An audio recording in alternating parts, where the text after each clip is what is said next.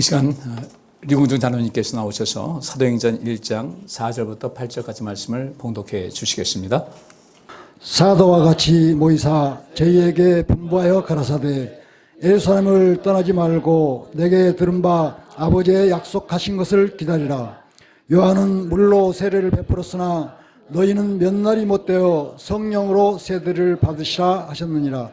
저희가 모였을 때에 예수께 묻자와 가로되 주께서 이스라엘 나라를 회복하심이 이때이니까 하니 가로사대 때와 기한은 아버지께서 자기의 권한에 두셨으니 너희의 알 바 아니요 오직 성령이 너희에게 임하시면 너희가 권능을 받고 예루살렘과 온 유대와 사마리아와 땅끝까지 이르러 내 증인이 되리라 하시니라. 아멘. 한 주간도 잘 지내시고 오늘 또 함께 모여서 예배할 수 있게 돼서 감사를 드립니다. 오늘 본문 말씀은 지난주에 땅끝까지 그리스도의 증인이 되는 그 의미에서 본문 말씀을 인용해서 말씀을 드렸는데요. 오늘 이 시간은 지난주 본문 똑같은데 오늘 이 시간에는 성령 충만의 그 오해와 진실에 대해서 한번 살펴보도록 하겠습니다. 조금 들으시다 보면은 여러분께서 그 전에 이전까지 우리가 이제까지 알고 있던 모든 성령에 대한 이야기, 또 성령 충만에 대한 이야기가 우리에게 이제 각인되었었기 때문에 여기 어떤 변화가 분명히 필요한 상태거든요. 조금 맞지 않는다. 내가 이제까지 알고 있던 것하고 다르다라는 느낌이 들더라도 제가 여러분에게 충분한 연구를 통해서 또 자료를 통해서 말씀을 드리는 것이니까 그동안 우리가 성령 충만에 대한 어떤 오해가 있는 거 풀고 성령 충만함에 대해서 또 성령님의 역사에 대해서 온전한 지식으로 자리할 수 있기를 원합니다. 오늘 제가 이 성령 충만의 오해와 진실이라는 이 말씀을 제가 볼 때 우리 성경의 우리나라 말로 번역될 때는 그 당시의 신학적인 수준과 그 당시의 모든 상황 자체가 여기 개입될 수밖에 없어요. 사람이 번역하는 것이기 때문에 성경 원문은 하나님께서 주신 것이고 사람이 썼지만은 그 하나님께 주신 것을 성령의 가마 속에 썼지만 이것이 각 나라 말로 번역되는 가운데서 약간의 그 뉘앙스 차이가 있게 돼요. 우리나라에도 우리가 지금 쓰고 있는 개역 한글 성경이 있고 개역 개정이 있고 현대어 성경, 현대인 성경, 바른 성경 많이 있습니다. 약간 그 뉘앙스가 다 달라요. 왜냐하면 그 단어 자체가 이렇게도 해석이 되고 저렇게도 해석되는데 이 전체적인 면에서 어떻게 볼 것이냐 그 번역위원회에서 볼 때 합의할 때 이렇게 하는 것이 좋겠다고 하는데 이 아쉬움이 좀 많이 있는 거죠. 여기 오늘 본문에 있는 말씀대로 너희에게 성령이 임하시면 너희가 권능을 받고 예루살렘과 온 유대와 사마리아와 땅끝까지 이르러 내 증인이 될 것이다 라고 말씀하셨습니다. 그러면 이 권능이라는 그런 말이 우리가 딱 와닿지 않습니까? 능력이라는 말이에요. 그러다 보니까 이 권능이라는 것하고 성령이라는 말 오늘도 이제 말씀 보겠지만 이 불이라는 그 이야기를 쭉 연결해 볼 때 굉장히 뭔가 와닿는 느낌이 있어요. 어떤 것이 있어요? 자, 그러면 이 성령이 처음 임했던 그 오순절 성령 강림 사건 한번 보시겠습니다. 사도행전 2장 1절부터 6절. 오순절이 되자 그들이 모두 한 곳에 모였다. 그런데 갑자기 하늘에서 강한 바람이 세차게 부는 것 같은 소리가 나더니 그들이 앉아있던 온 집안을 가득 채웠다.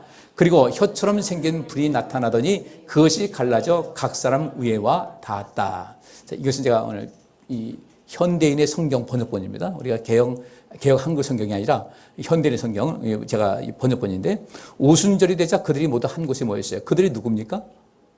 물론 이 오순절 지키기 위해서 어떤 수많은 사람들이 있겠죠. 근데 예수님께서 그 승천하실 때 그 한 500여 명의 제자들을 보는 앞에서 여러 가지 말씀 주셨어요. 그리고 예루살렘 떠나지 말고 내 약속한 것을 기다리라. 그래서 그 기다렸던 사람이 약 120여 명의 사람이 기다렸습니다. 오순절이 됐습니다. 그들이 한 곳에 모여서 기도하고 있었어요. 그런데 하늘에서 갑자기 강한 바람이 세차게 부는 것 같은 소리가 났어요. 그러면 그 뭐가 같다는 것은 그렇게 들리는 겁니다. 이것이 꼭 그런 건 아니에요. 강한 바람이 세차게 부는 것 같아. 그런 우리가 떠오르는 겁니다. 그런 소리가 나더니 그들이 앉아있던 온 집안을 가득 채웠어요. 그리고 혀처럼 생긴 불이 나타나더니 그것이 갈라져 각 사람 위에 앉았다. 근데 우리 개역 한글 성경은 뭐라고 하고 있습니까? 불의 혀같이 갈라지는 어떤 것이 나타났다 그랬어요. 근데 여기서는 혀처럼 생긴 불이 나타나더니 그것이 갈라져 각 사람 위에 닿았다. 불이 나면은 어떻습니까? 불이 혀같이 낼름가지듯이 이렇게 나지 않습니까? 그것이 갈라져 각 사람 위에가 닿았다라고 했는데 이 위에라는 단어가 이 에피라는 그 전치사인데 이 에피라는 단어가 여러 가지 의미가 있어요. 뭐뭐 위에라는 그런 뜻도 있고요. 그 다음에 어떤 능력을 행사하다라는 그 뜻도 있어요. 그리고 함께 있다, 근처에 있다는 이런 얘기 됩니다. 그러면 여기 말대로 혀처럼 생긴 불이 나타나더니 그것이 갈라져 각 사람 위에 닿았다. 그러면 그 머리가 어떻게 되겠어요? 제 머리같이 되는 거예요. 그죠? 머리도 다 사라지겠죠. 그것도 죽을 수도 있다는 얘기입니다. 이것은 우리가 어떤 상징으로 보셔야 돼요. 불이 나타났다. 그건 진짜 우리가 보는 뭔가 태우는 그런 불이 아닌 것을 알 수가 있죠. 그 불의 혀같이 그건 개역 한글 성경이 맞아요. 불의 혀같이 갈라지는 어떤 것이 나타났는데 그것이 각 사람 위에 임했다라고 했습니다. 이 위에와 닿았다라는 것은 밀착된 상태고 이 에피라는 것은 밀착된 상태도 되고 이만해서 떨어져 있어 위에 머문다는 뜻도 되고 어떤 것에 함께 있다는 뜻도 되고 어떤 그 영향력을 행사하다는 그런 뜻이 있기 때문에 이것은 성령께서 그 사람 위에 그 어떤 그 사이는 뒀는지 모르겠어요. 근데 그들에게 뭔가 영향력을 끼쳤다라고 이야기를 하는 겁니다. 그러니까 여기 있는 말씀대로 성령이 너희에게 임하시면 너희가 권능을 받는다라는 그런 말을 바라고 또 강한 바람이 세차게 부는 것 같다. 다 어떤 굉장히 힘이 있다는 것을 이야기하고 있어요. 그리고 이 불도 역시 마찬가지로 그렇게 되는 것이죠. 그래서 오늘날 우리 한국교회도 불 받아라 불 받아라 찬송가에도 어때요? 성령의 성령별길 성령불이야라는 그런 찬송가가 있어요. 이걸 우리가 이 성경 전체를 보고 이제는 그 당시는 그렇게 이해했다 할지라도 지금 와서 보니 그것이 아니었다는 것을 알 수가 있어야 돼요. 우리는 그렇게 알았는데 지금 보니까 그것이 아니더라. 그럼 이거 재해석할 수 있어야 돼요. 지금 제가 재해석을 해드리는 겁니다. 근데 이것이 이 강한 바람, 세차고 강한 바람이 있다. 그리고 불의 혀같이 불의 혀같이 갈라지는 것이 있었다. 그 사람이 임했다. 그때 그 모든 것이 성령이 충만했다고 그랬어요. 충만했다. 이 성령 충만은 하나의 상징적인 것이고 어떤 것을 보여주는 어떤 그 시각적인 것이었습니다. 성령이 충만해서 성령께서 주시는 능력이 임했어요. 성령이 충만하여 성령께서 주시는 능력. 너에게 성령이 임하시면 능력을 받을 것이다. 성령이 충만해서 성령께서 주시는 능력으로 가득했는데 그러면 우리 앞에 있는 말씀대로 너에게 성령이 임하시면 권능을 받고 능력을 받고 예루살렘과 온 유대와 사마리아 땅끝까지로 내 무엇이 되라? 그것이 성령을 주신 가장 최고의 목적이었어요. 그 최고의 목적과 맞는 일을 여기서 그 위에 임했을 때 그러자 그들은 모두 성령이 충만해요. 성령께서 주시는 능력으로 그들도 알지 못하는 외국어로 말하기 시작했다. 그럼 우리 개역 한글 성경에서는 이 외국어를 뭐라고 번역하고 있습니까? 방언이 말하기 시작했다. 방언으로 말하기 시작했다 그랬어요. 그러면 성령이 임하시면 능력을 받고 능력이 임했다.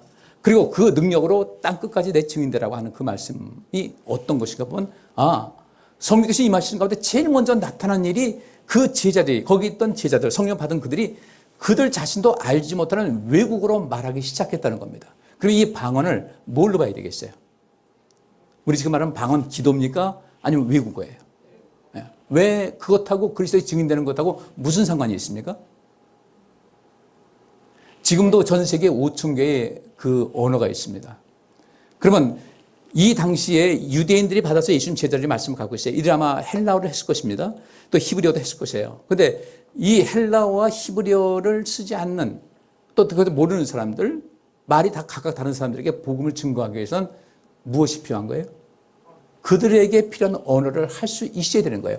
땅끝까지 복음 증거하기 위해서는 땅끝까지 수없이 많은 민족과 언어가 있는데 그 언어를 갖고 가야 그들에게 복음을 전하지 않겠어요. 그죠?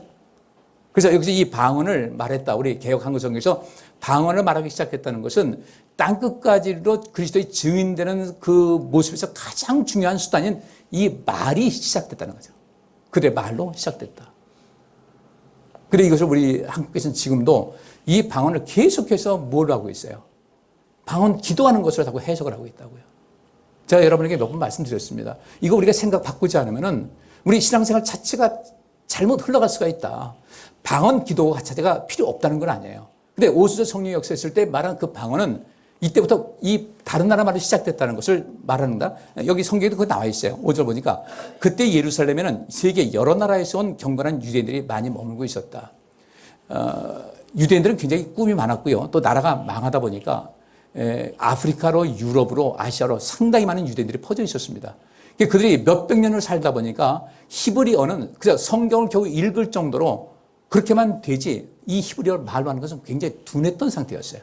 그리고 각각 아프리카 사람들은 아프리카에서, 유럽에서는 유럽대로 그 흩어져 있는 사람들 그 지역의 말이 훨씬 더 어떻게 해요? 자유롭게 대화가 가능한 그런 상태죠. 근데 그들이 왔습니다.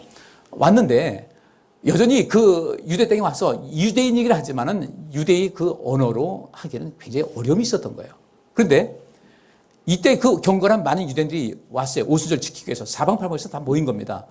근데 이때는 뭐 예를 들어 아프리카에서 그 지중해를 배 타고 와가지고 오순절 참석한다. 아마 굉장히 먼 기간을 가졌을 거예요. 지중해 바다 보통 바다가 아닙니다. 풍랑도 심하고 그런 바다였는데 그렇게 힘을 다해서 와서 모였던 이 유대인들이 있었는데 하늘에서 난 바람 같은 이 소리를 듣고 몰려드는 군중들은 깜짝 놀랐어요. 무엇에?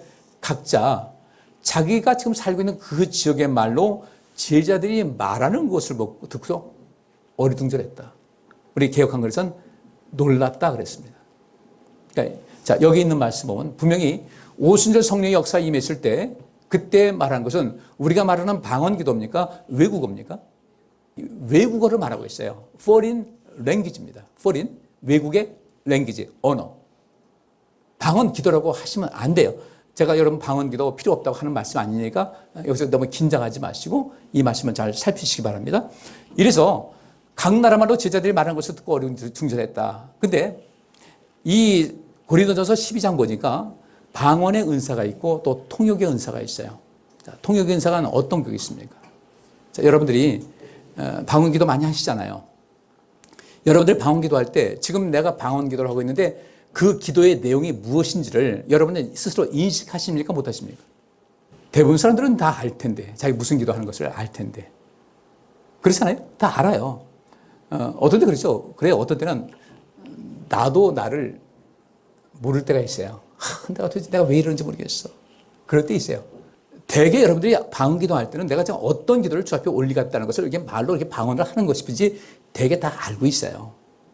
근데 외국어를 누가 한다고 할 때 여러분들 그 말을 알아들을 수 있습니까? 없습니까? 베트남 가봤더니요. 내가 중국에 가면 제가 한문을 제법 알아요. 알고 그다음에 이 간체와 번체라는 것을 우리가 지금 쓰고 있는 그 완벽하게 한 것이고 간체는 그 약자로 쓰는 것이 있는데 그리고 거기다 이제 영어로 이렇게 하기 때문에 다니면서 저 중국어에 저것은 저렇게 발음하는구나. 제가 이렇게 다니면서 보면은 길도 찾고 앵간하게 다닐 수가 있는데 베트남 가보니까 전혀 모르겠어요. 왜 그런가? 그들은 말은 있었어요. 말은 있는데 글이 없었어요. 그러다 보니까 그 선교사들이 가니까 그들이 말은 해요. 말은 하는데 그 말을 글로 쓸 수 있는 것이 없으니까 선교사들, 외국에 온 선교사들이 어떻게 했냐면요. 그것을 자기네 영어 알파벳으로 표현을 한 거예요. 그러니까 이 베트남이라든지 이 필리핀은 자기네 말을 그냥 그 자기 쓰고 있는 그 말을 그냥 그 소리 나는 대로 영어 알파벳을 쓴 것이 그들의 언어니까 그러니까 베트남 하니까 뭔지 전혀 모르겠어요. 전혀 영어 알파벳인데 그 나라만 통하는 거예요. 그러면 내가 하는 말을 그 지역 사람들이 알아들을 수 있게 하는 그 사람이 누굽니까? 통역자죠. 그 성령의 그 은사 중에서 통역이라는 것은 복음을 증거하는 가운데 어느 지역에 가서 하나님 말씀을 증거할 때 그 강사, 가르치는 사람이 하는 말이 그들은 듣는 사람이 알지 못하니까 그들의 말도 알고 강사가 하는 말을 아는 사람이 통역을 해주러 해서 그들에게 복음이 증거되는 겁니다. 이 통역인데 그 통역은 또 아무나 하는 것 아니잖아요. 유엔 본부에서 거기 통역사들이 있습니다. 근데 그 통역사들은 영어 좀 한다고 번역 좀 한다고 되겠어요? 그렇지 않아요. 저도 그 나라에 자기가 통역하는 그 나라의 말을 정확하게 문화도 알고 이 말은 어떤 뜻이다 그 미세한 차이까지 다 알고 있는 사람들이 시험을 통해 가지고 하기 때문에 왜냐하면 그 단어 하나 자체가 해석이 잘못될 때 굉장한 외교적인 문제가 발생할 수 있기 때문에 그 나라의 문화에 완벽하게 이해를 하는 사람이 그 일을 합니다. 그게 통역 자격증이 있는 거예요. 여기서 이 통역의 은사도 마찬가지예요. 복음을 증거하기 위해서는 그 나라 말을 아는 사람도 필요하고 그 나라 말 아는데 또 어떤 것을 번역할 수 있는 통역할 수 있는 어떤 사람도 필요하기 때문에 방언의 은사와 통역의 은사를 이야기하는 겁니다. 그럼 우리가 말하는 그 방언의 기도는 무엇인가? 여러분께서 알아서 하시면 돼요. 그건 제가 여러분에게 그것이 대해서 말씀하지 않습니다. 성경 있는 것만 말씀을 드리는 거예요. 근데 여기 있는 대로 하늘에서 난 바람 같은 이 소리를 듣고 몰려던 군중들은 이 제자들이 각각 그들 자신도 알지 못하는 외국어로 말하기 시작했는데 그들이 하는 말이 자기 나라 말로 제자들이 말하는 것을 듣고 어리둥절했어요. 저 사람이 어떻게 우리 말을 알지? 어떻게 알기래 이렇게 얘기를 하지? 자, 이것은 여러분께서 오순절 임했을 때 그 방언은 우리가 말하는 방언 기도가 아니라 어느 누구든 알 때 그 나라 말을 아는 사람도 다 알 수 있는 공용이 있는 다 그 지역에 있는 공통적으로 쓰는 그런 언어였다. 근데 각각 나라가 다르다 보니까 무슨 얘기인지 아시겠죠? 이걸 이해를 하셔야 돼요. 그래야 우리 신앙생활이 되지. 자칫 이 방언과 통역에 대해서 방언 여기 성경에서 이게 이 외국어라고 했는데 그걸 자꾸 방언 기도를 해석하시면은 이 땅끝까지 복음 증거하는데 의미가 없어요. 성경 자체가 왜곡되는 겁니다. 자, 여기 사도행전 2장 36절부터 41절 보겠어요? 그런즉 이스라엘 온 집이 정령 알지니 너희가 십자가에 못 박은 이 예수를 하나님이 주와 그리스도가 되게 하셨느니라 하니라. 여기 있는 사람들 깜짝 놀라고 있을 때 베드로가 설교한 거예요. 저희가 이 말을 듣고 마음이 찔려. 뭔 말을 들은 거예요? 너희가 십자가에 못 박은 이 예수를 하나님이 주와 그리스도가 되게 하셨다. 쭉 말씀 듣고 보니까 거기는 유대인들인데 찔렸어요. 우리가 하나님 말씀을 잘못 알았구나. 잘못 이해했구나. 그래서 베드로와 다른 사도들에게 묻기를 형제들아 우리가 어찌할 거 아니까 베드로가 말하기를 너희가 회개하여 각각 예수 그리스도의 이름으로 세례를 받고 죄 사함을 얻으라. 그러면 성령을 선물로 받으리니 그랬어요. 자, 그렇다면 지금 여기 이 120여 명의 사람들이 성령 받았어요. 이 사람들은 어떤 전 단계 과정을 거쳤겠어요? 여기 보면 나와 있잖아요. 회개하여 예수 그리스도의 이름으로 세례를 받고 죄 사함을 얻으라. 그리하면 성령을 선물로 받을 것이다. 그랬으니까 성령을 선물로 받기 위해서는 첫째 뭐가 필요하다? 회개 필요하다. 그리고 회개하고 예수 그리스도의 이름으로 세례를 받고 죄 사함을 얻어야 되는 거예요. 이것이 성령을 선물로 받는 전제 조건입니다. 근데 이것이 안 됐어요. 회개하지 않았어요. 삶의 변화도 안 돼요. 또 세례를 받았는데 그 세례의 의미가 무엇인지도 몰라요. 그래서 세례를 받았어요. 죄 사함 받지 못했어요. 근데 그럼에도 불구하고 이 대한민국 땅의 많은 교회에서는 그럼에도 불구하고 이렇게 하지도 않은 이 단계를 거치지 않고도 내가 성령 받았다고 큰 소리 치는 사람들이 얼마나 많아요. 목회자들도 많고 평신도도 많고 아주 좀 죄송합니다. 가관입니다. 이것이 우리 한국교회의 모습이에요. 이 120여 명의 그 제자들은 예수님께로부터 철저하게 훈련받으면서 회개가 무엇인지를 알고 세례를 받았고 죄 사함을 얻은 거예요. 주님께로부터 공인된 거예요. 그래서 성령 받은 겁니다. 그러면서 이 약속은 너희와 너희 자녀와 모든 먼 사람 곧 우리 주 우리 하나님이 얼마든지 부르시는 자들에게 하신 것이라 하면서 또 여러 말로 확증하며 권하여 가로되 너희가 이 패역한 세대에서 구원을 받으라 했습니다.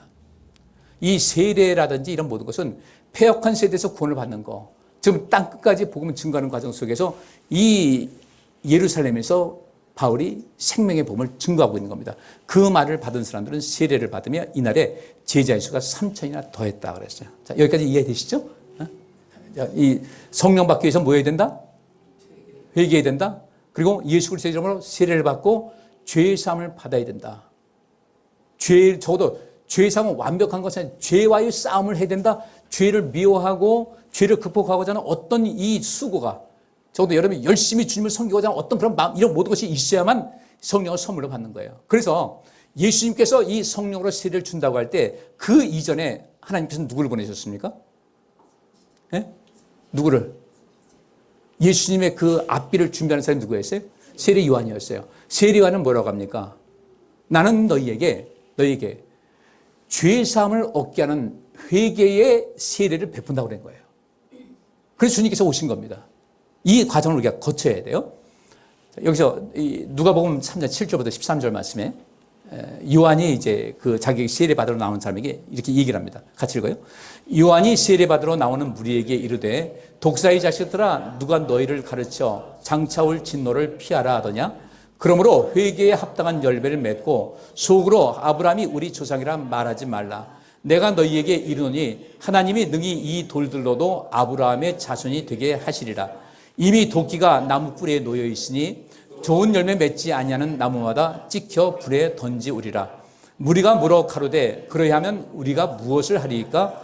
대답하여 가로되 옷 2벌 있는 자는 옷 없는 자에게 나눠줄 것이요 먹을 것이 있는 자도 그렇게 할 것이니라 하고 세리들도 세례를 받고자 하여 와서 가로되 선생이여 우리는 무엇을 하리이까 하며 가로되 정한 새 외에는 늑증치 말라 하고 군병들도 물어 가로되 우리는 무엇을 하리이까 하며 가로되 사람에게 강포하지 말며 무소하지 말고 받는 여를 족한 줄로 알라 하니라 그랬어요. 자, 이렇게 회개에 대한 이 복음을 외치고 있는데 세례 받으러 나오는 사람들이 많았어요. 근데 그 사람들을 향해서 요한은 뭐라고 하냐면 이 독사의 자식들아 누가 너희를 가르쳐 장차 올 진노를 피하라더냐 이렇게 얘기합니다. 세례만 받았다고 끝나는 줄 아느냐. 회개에 합당한 열매를 맺어라 이거예요. 회개에 합당한. 너희 삶이 반드시 변화가 돼야 된다는 겁니다. 적어도 하나님께서 너희를 볼 때 나를 사랑하고 있다는 어떤 증거를 보이라는 거죠. 제가 지난 금요일 날 그 말씀드렸어요. 기도는 무엇이고 구하는 것은 무엇이냐. 이제 다음에 또 한번 이 말씀 증거할 거예요. 우리가 구한다는 것은요. 우리가 삶의 내 인생의 목표예요. 하나님 나 이거 좀 해줬으면 좋겠어요. 좀 나에게 이거 베풀어 주세요. 이 도움 주세요. 돈 좀 잘 되게 해주세요. 내 자식 잘 되게 해주세요. 그럴 때 그 기도가 어떻게 되겠습니까? 예수님께서 말씀하십니다. 기도하고 구하는 것은 받은 줄로 믿으라고 했으니까 내가 어떤 것을 구한다고 어떤 목표가 있어 구한다고 할 때 이 목표의 목적에 부합이 돼야 되는 거예요. 내가 이것을 왜 구할까? 너 그것을 왜 구하는데 할 때 좀 이렇기 때문에 이것을 위해서 이런 목적을 갖고 합니다 할 때 주님께서 그래 참 마음이 귀하다 복 주는 겁니다. 하나님 나 부자 되게 해주세요. 뭐 되게 내 가난에 뼈가 사무쳤거든요. 뼛속 깊이 이 서러움 사업자가 좀 되고 싶습니다. 아니거든요. 여기 있는 말씀대로 바로 이겁니다.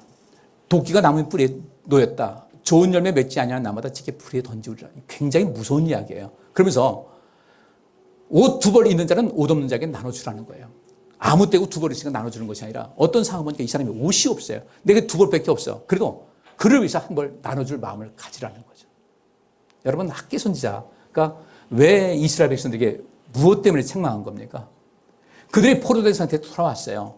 돌아가도 좋다고 해서 왔어요. 성전 짓는데 성전을 지어서 하나님께 영광을 그 안에서 신앙 공동체를 해서 다시금 온 세상에 이 제사장으로서의 역할을 하나님의 제사장으로서의 역할을 감당하려면 성전 제대로 짓고 하나님의 모든 것에서 하나님께 영광을 삶을 살아야 할 텐데 자기 집 짓는 것부터 먼저 했다는 거죠. 집 짓는 거 뭐라고 하는 거예요. 그러다 보니까 주일은 뒤로 밀리는 거예요. 여러분 가진 돈 있죠?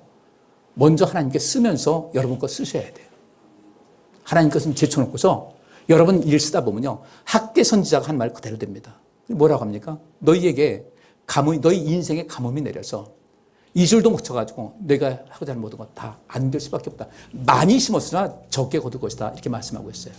근데 우리는 별 문제 없이 사는 것 같죠. 여러분들 주일에 관심 가지세요. 하나님 일 반드시 복 주십니다. 이 원리를 모르고 우리 현재 있는 것 그냥 내가 뭐 좋은 거 먹고 좋은 데 다니고 이러면 내가 굉장히 있어 보이는 거예요. 나 여기가 어디 갔다 왔어. 뭐 어땠어 못했어. 주일은 무관심하다. 하나님의 일에 무관심한 사람은 하나님께서 왜 복 주시겠어요? 그래서 회개라는 것은 무엇인가? 누군가 내가 두 벌 있는데 한 벌이 옷 없는 자가 있다. 아주 없는 사람입니다. 주라는 겁니다. 먹을 것도 그렇게 하라는 겁니다. 세리는 너희들 요즘 말에 삥땅 치지 마. 세금 더 부과해가지고 해가지고 주머니 채우지 마. 하나님은 다 아시는 거야. 군인들 우리 어떻게 하겠습니까? 사람들에게 무력 국가에서 부여한 힘이 있다고 해서 사람들은 함부로 하지 마. 여러분 예수님께서 그 말씀하셨죠. 오리를 가고자 하는 자에게 면리 심리. 그건 무슨 얘기입니까? 그 당시 로마 군병들은요. 어떤 일을 할 때 짐 무거우면 사람들 아무나 불러가지고 이거 들고 가 이랬던 거예요.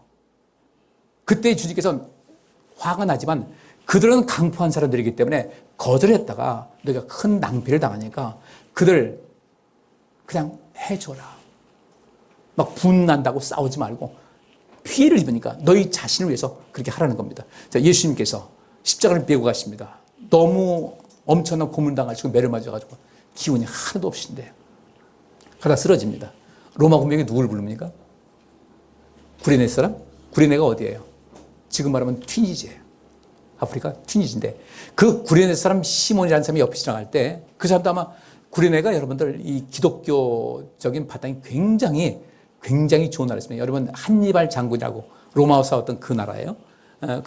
이때 어거스틴도 역시 마찬가지로 그곳에 있었습니다. 그곳에서 신앙생활을 거기서 참여하고 했는데 이 구레네에서 와서 예수님께서 그 십자가 지실 때가 언제 명절 절기가 언제예요? 6월절이었죠. 6월절 지키러 왔어요. 그 사람에게 이 십자가를 맡긴 겁니다. 그렇게 군인들은 그렇게 아무에게나 이거 해 할 권세가 있었어요. 너희들 사람들에게 강포하지 말아라. 그리고 무서워하지 말고, 무서워는 뭐예요? 이유 없이 사람들 고발하지 말아라. 이 사람 죄 졌다고 하면서 너희 공권력을 가지고 사람들을 고소하지 말아라. 받는 자를 족한 줄 알아. 이렇게 말씀하셨어요. 이것이 그렇게 살아왔던 사람이 변하는 것이 회개거든요. 우리 역시 마찬가지예요. 하나님을 열심히 섬겨야 되는데 세상이 너무 빠졌어요. 세상이 즐거워. 그래 얘기합니다. 나 이래서 그렇습니다. 바빠서 어째서 하는데 한번 자신을 돌아보세요. 하나님께서 이렇게 내가 이렇게 말하면서 신앙생활 열심히 안 하는데 주님께서 뭐라고 하실까? 그냥 내가 열심히 없습니다라고 그렇게 얘기해야지, 바빠서 힘들어서 피곤해서 그렇게 얘기하지 말라는 거예요. 우리 하나님 바로 하셔야 돼요. 하나님 다 아시니까. 자, 이것이 회개가 바로 이런 것입니다. 근데 똑같은 이 본문 말씀인데 마태는 이렇게 얘기를 하고 있어요. 여기 앞에 똑같습니다. 여기 10절에도 뭐 이미 도끼가 나무 뿌리에 놓였으니 좋은 점에 맺지 않으면 나무마다 찢겨 불에 던져올 것이다. 그러면서 이렇게 말씀하십니다. 이건 세례 요한이 하는 얘기예요. 나는 너희로 회개케 하기 위하여 물로 세례를 주거니와. 뭐 하기 위해서? 회개케 하기 위해서 물로 세례를 주는데 내 뒤에 오시는 이는 나보다 능력이 많으시니 나는 그의 신을 들기도 감당치 못하겠노라. 그는 성령과 불로 너희에게 세례를 주실 것이라 그랬어요. 자, 성령과 불하니까, 자, 성령하고 불하고 같은 개념이에요? 어떻게 들리십니까? 같은 개념을 들리십니까? 다른 개념을 들리십니까? 성령과 불로서 하니까, 그래서 이 말씀을 보고 사람들은 불받아라 그러는 거예요. 불받아라. 성령과 불로 너에게 세례를 주실 것이라고 했는데, 되게 여기서는 이거로 끝나요. 성령과 불로서 세례를 준다. 또 오순절 임했을 때 불의 혀같이 갈라지는 것이 보였다고 하니까 다 이 불을 이야기하는데, 성경은 전체를 볼 때 여러분들 불은 하나님의 심판의 도구입니까? 아니면 일반적으로 복의 도구입니까? 일반적으로 봤을 때 심판의 도구죠. 굳이 또 이 불을 의미 있게 본다면은 연단한다는 그런 의미가 있어요. 금에서 이 금강석을 캐냅니다. 찌꺼기를 제거하기 전 끊임없이 열을 가해가지고 불순물을 다 뺏겨버리죠. 그리고 어떤 철을 강하게 할 때 반드시 불로서 열을 가해서 그것을 내리치죠. 굉장히 내리치면 이 입자가 점점 밀착되면서 굉장히 강한 쇠가 돼요. 열 처리 방식입니다. 이것이. 근데 이 열 처리 방식이 굉장히 고급스러운 방식이에요. 이 열 처리 방식을 어떤 만큼 잘하느냐에 따라서 그 나라가 공업이 강하냐 약하냐가 차이가 나요. 옛날에 제가 처음에 이제 직장 다닐 때 공부를 하다 국산 공부군요. 이 나사를 풀려고 이 스파나를 딱 치잖아요. 그러면 떡 처리돼 가지고 이 스파나가 입이 떡 벌어져요. 그 당시 이 독일제, 일본제는 물건이 좋아가지고 절대 안 벌어지는데 국산 쭉 벌어졌어요. 근데 우리나라 지금은 굉장히 고강도의 설을 만들 수 있는 기술이 생겼어요. 열 처리 방식이죠. 열 처리할 때 꼭 불이 필요합니다. 쉽게 말하면 연단이라고 할 때, 불과 같은 연단이라고 할 때 그 불을 쓰기도 합니다. 긍정적인 차원에서. 근데 성경 전체적인 면에서는 이 불을 재앙, 심판의 도구로 봅니다. 그러면 성령과 불로 너에게 세례를 주실 것이다 그랬는데 이 세례가 무엇이냐가 문제예요. 그동안 가지고 있던 지식은, 세례는 우리 주는 세례를 얘기합니다. 근데 이 세례라는 것이 밥티조라는 단어가 쓰이는데 이 밥티조라는 단어의 그 앞에 있는 그보다 더 앞선 단어가 밥토라는 단어가 써요. 이 밥토라는 것은 물에 담근다는 뜻입니다. 세례는 물에 담근다는 것을 통해서 옛날에 세례를 줬어요. 그 다음에 무엇이냐면요, 배를 침몰시켜서 멸망시킨다는 뜻도 있어요. 배를 침몰시켜서 멸망시킨다. 그죠? 물에 우리가 잠깐 들어갔다 나오는 것은 괜찮지만 완전히 가라지면 끝나는 거죠. 멸망시킨다. 침몰시켜서 멸망시킨다는 두 가지 뜻이 있습니다. 근데 우리는 이 세례를 받는다고 할 때 우리는 어떻게 되냐면 그것이 물에 적셔서 그리스도와 함께 죽고 그리스도와 함께 살아나는 것을 이야기하고 있는데, 분명히 그는 성령과 불로 너에게 세례를 주실 것이요 하면서 뒤에 여기에 대한 부가 설명을 합니다. 여기 12절 보니까 손에 키를 들고, 누가? 예수님이죠. 그는 예수님이니까 예수님께서 손에 키를 들고 자기의 타작마당을 정하게 하사 알곡은 모아 곡간에 드리고, 이 곡간은 알곡은 뭡니까? 열매죠. 성령의 열매도 이야기하고 있습니다. 또 우리가 이 열매라는 것을 굉장히 많이 이야기하고 있습니다. 여기 있는 대로 좋은 열매 맺지 아니하는 나무보다 찍혀서 불에 던질 것이라는 이 말씀. 그래서 이 세례라는 것은 요거부터 생각하세요. 물에 잠근다는 뜻이세요. 세례를 줄 때 물에 잠근다. 또 하나는 뭐 한다고요? 배를 침몰시켜서 가라앉혀 멸망시킨다는 그런 뜻이 있어요. 그러면 여기 있는 대로 알곡은 모아 곡간에 드린다. 쭉정이는 꺼지지 않는 불에 태운다는 거예요. 여기 있는 대로 성령과 불로 너희에게 세례를 주신다고 할 때 이 성령은 뭐로 보셔야 돼요? 열매 맺는 삶을 살아가는 사람들에게 주시는 은혜고, 그 다음에 이 불은 뭡니까? 배를 가라앉혀서 멸망시키듯이 주님께서 그 불로써 이 쭉정이는 꺼지지 않는 불에 태운다는 것을 의미라고 했어요. 성령과 불로써 세례를 준다는 것은 성령의 역사, 불의 역사 똑같이 같은 개념 보지 말고 따로 보셔야 된다는 거예요. 이해되세요? 제 어디 해석이 다른 것 같아요? 우리는 항상 이 11절, 그는 성령과 불로써 너에게 세례를 주실 것이라는 이 얘기만 하지 12절에 있는 이 말씀을 뒤에서 보지 않기 때문에 항상 성령과 불을 같은 개념으로 본 거예요. 성령 받은 사람은. 그래서 성령과 불 여기하고 있지만 우리 본문 말씀이 있지만 우리 주님께서 이렇게 말씀하십니다. 여기 보세요. 너희에게 무엇이 임하면? 성령과 불이 임하심이 아니라 무엇이 임하면? 성령이 임하시면. 그러면 이 성령이 임하신 사람에게 뭐가 있는 거예요? 아까 말씀드린 회개하고 세례를 받아서 죄사함 받은 사람들이에요. 또 한 가지, 또 뭐가 있는 사람? 삶에 열매가 있는 사람이에요. 아직까지 열매를 더 맺어야 되겠지만 지금 여기서 주님께서 보실 때 열매를 맺는 데 힘을 다하는 그런 어떤 것을 보이는 사람들에게 성령을 주시는 것인데, 어떻게 된 게 잘못돼가지고 오늘날 우리 한국교회는 나가서 랄랄랄라 방언하면 성령 받았다고 한 거예요.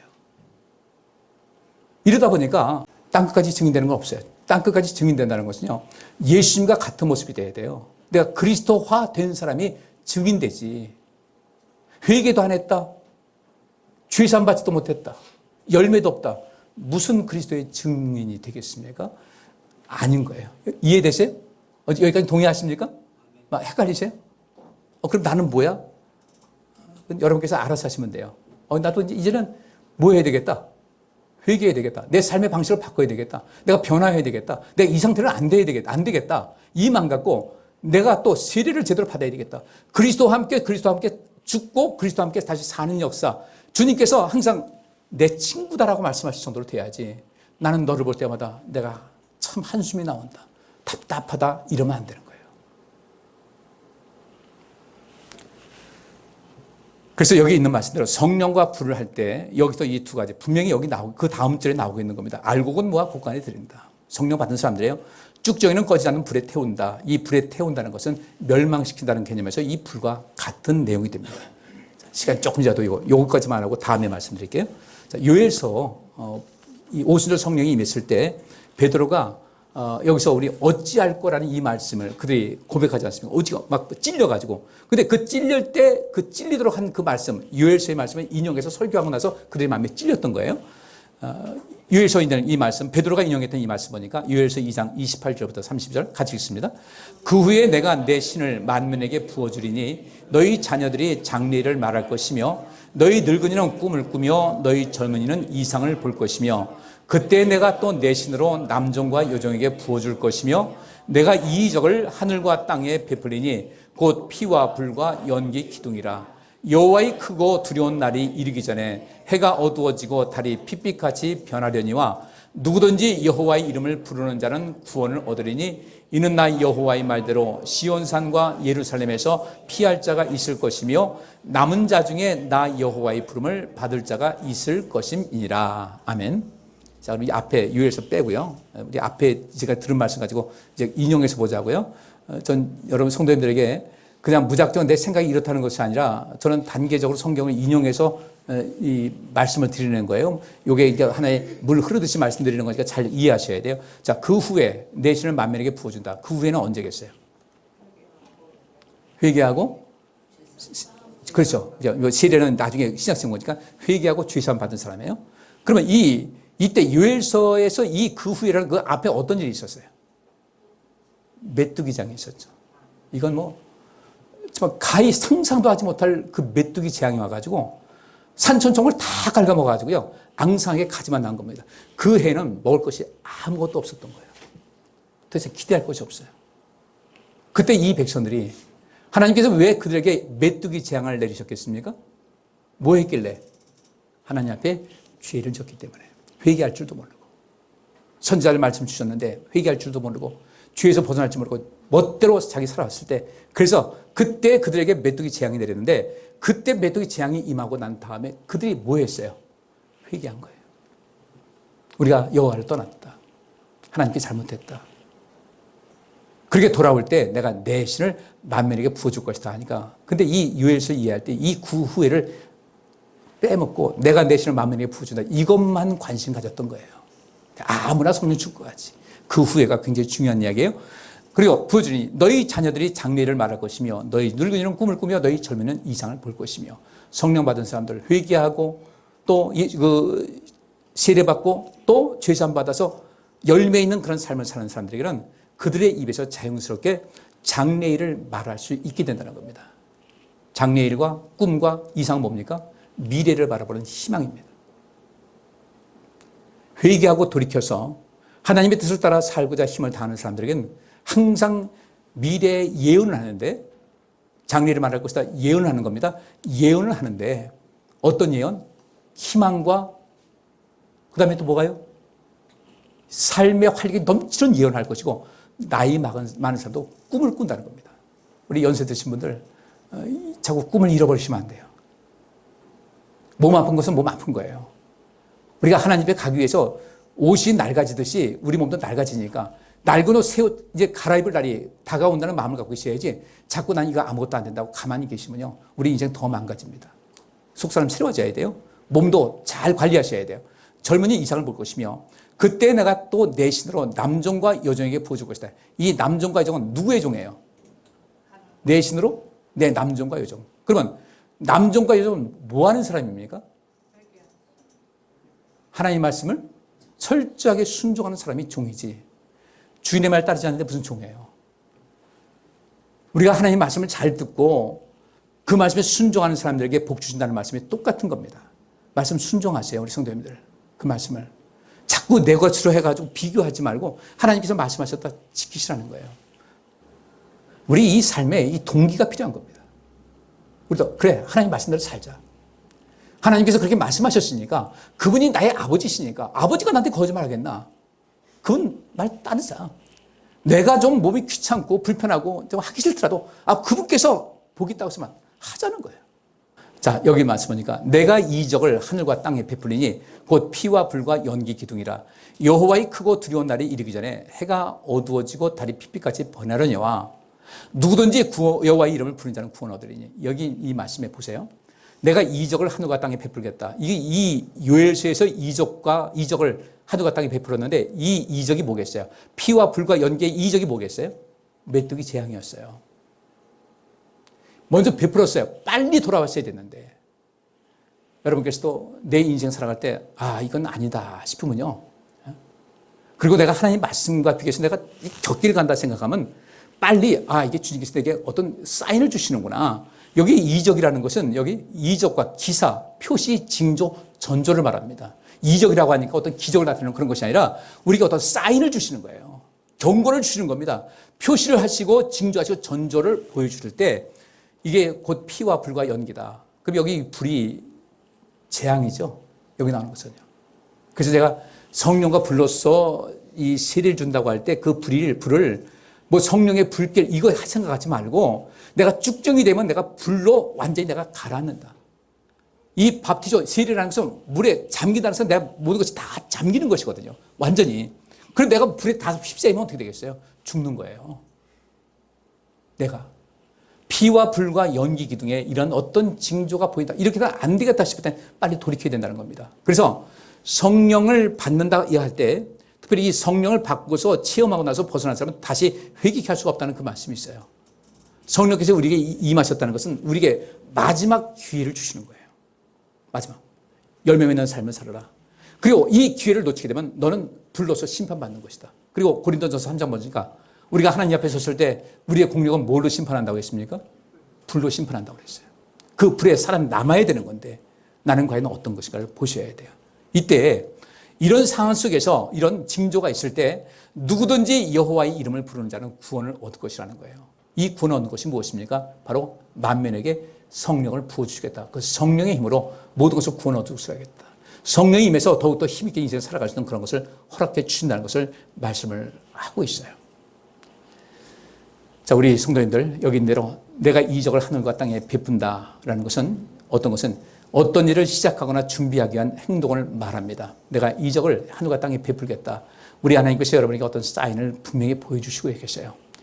어떤 일을 시작하거나 준비하기 위한 행동. 니느웨를 하나님께서 심판하시기 전에 요나를 보내신 것 같이 저는 우리 성도님들에게 지금도 매번 하나님 말씀을 듣고 설교를 듣고 예배하지만은 그때 여러분께서는 그 어떤 것을 그 음성을 그 속에 담겨진 내게 주신 하나님 음성을 들으셔야 돼요. 그 말씀대로 인생을 살아가야 될 줄 믿습니다. 그럼 우리 모든 것이 되는 거예요. 꼭 기억하셔요. 여호와의 크고 두려운 날이 이르기 전에